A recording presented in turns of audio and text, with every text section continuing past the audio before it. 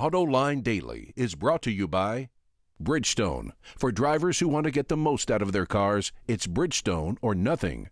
Dow Automotive Systems, improving durability and increasing design flexibility with Betamate structural adhesives at dowbetamate.com. And by Hyundai. Experience the 2011 Hyundai Sonata today at HyundaiSonata.com.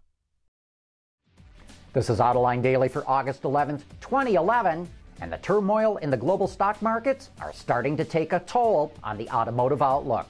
A lot of analysts are taking another look at the U.S. economy, and they do not like what they see. IHS Automotive is today changing its outlook for the rest of the year regarding car sales. Our team caught up with Rebecca Lindland, the firm's director of strategic review, who tells us that based on American consumer confidence, they see the market continuing to soften.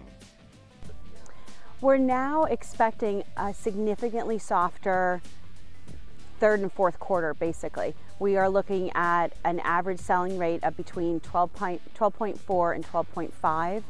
We haven't settled on exactly where we're going to publish yet, but we are looking at that mid-12 range for this year. We're also looking at a softer forecast. So we're looking at 2012, not nearly in the 14s that we wanted to be. We are looking at maybe in the 13, 13.3, 13.5. So the whole forecast has actually been softened really through 2021. Consumer Reports lately has been hammering Honda for things the Japanese car maker is not typically criticized for. Brakes, fit and finish, and driving dynamics are tops on their list of gripes for the 2012 Civic. And while the outgoing Civic scored a 78 on the CR survey in 2006, the new model musters only a 61. Other models in their lineup have seen similar drops, like the Odyssey moving from 91 for the prior model to only 83 in 2011. While the redesigned vehicles at Honda are earning poor marks from Consumer Reports, the new designs are faring even worse. The all-new Insight managed a measly 54 and the CRZ a 57. Here's some of my Autoline insight. It seems like it's only a matter of time before the strong-selling models like the Accord begin to fade in the marketplace in the face of stiff competition with newer and better vehicles. Auto supplier Lear announced that its CEO, Bob Rossiter, will step down from the position on September 1st. He will remain as an advisor until next May to help with the transition.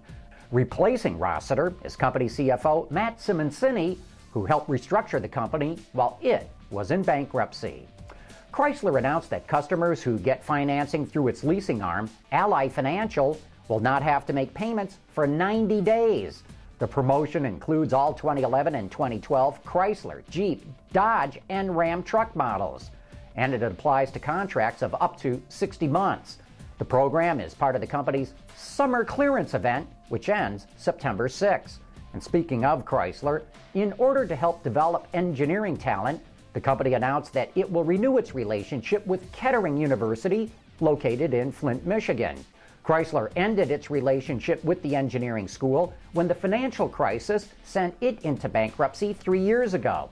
And this is a co-op program that starts in the fall and allows students to work at Chrysler from their freshman year until graduation. You know, a Vietnamese crosswalk is a great place if you're a car or even if you're one of the multitudes of motorcycles seen in this video. It is, however, not so wonderful for the comparatively soft and squishy humans trying to cross the street. This brave soul would draw praise from Evel Knievel for his death-defying stroll through the traffic. Coming up next, it's time for You Said It. What if we always settled for the first thing that came along? Then we'd never have gotten here. Introducing the Sonata Hybrid from Hyundai. And now it's time for some of your feedback. Mark says, GM unveils their products too far in advance, like the Camaro and Volt. They unveiled them years in advance. Honda and Toyota show their products 2 to 3 months before you can buy them. Why does GM do this? Doesn't this just help their competition with detailed information and dampen demand on existing GM products?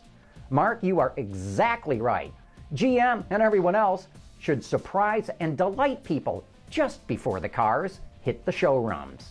HTG saw our report on the power-to-weight ratio of cars, and he says, I'm working on lowering the power-to-weight ratio of my cars. It involves backing off the starches and booze. HTG, I'll bet it works. Dave says, everyone seems to hate smart cars, but yet a number of other brands are introducing cars that seem to be about the same shape and size. Do these other automakers know something we don't? Well, Dave, the problem with the Smart is not the size or the shape. It's with that god-awful transmission and the terrible way it rides. Fix that, and there's nothing wrong with the Smart. Raffienne says, the revival of Lincoln is all fine and dandy, but it would be great if Ford also changed back the names. I mean, I consider myself to be a car fanatic, but I still can't tell the difference between an MK this or MK that. I'd much rather be in a Lincoln Continental than a Lincoln MK something. Raffienne, guess what? I can't keep all those mumbo-jumbo letter mishmash straight in my head either. Don McConnell says, it's great to hear that Lincoln is on the move to get a truly distinctive vehicle that might make old holy water Dan Ackerson eat his words about what it would take to bring Lincoln into competition with Cadillac. Don, I think Dan Ackerson is going to learn that eating crow tastes pretty good if you put some jalapenos on it. MJB wants to know, John, you sure that wasn't Sigourney Weaver circa 1986 and not Nancy Gioia you had on Autoline Daily? MJB, you cannot believe how many people have told me that Nancy Gioia does look like Sigourney Weaver. I50MM says, I would love to see a sitcom made up of all the Autoline Daily guest hosts. John would be the main character, Jim Hall, the crazy uncle, Christy, John's attractive daughter, and Peter DeLorenzo, the extremist. I50MM, I about fell off my chair laughing when I read your comment. Don't forget to join us tonight for Autoline After Hours with our guest Ed Welburn, who's in charge of all design at General Motors. Peter DeLorenzo and I will be getting Ed to talk about the latest design trends in the industry and where he's taking design for all of GM's brands. And don't forget, you can put your questions to Mr. Welburn tonight on Autoline After Hours. And that wraps up today's show. Thanks for watching. We'll see you tomorrow.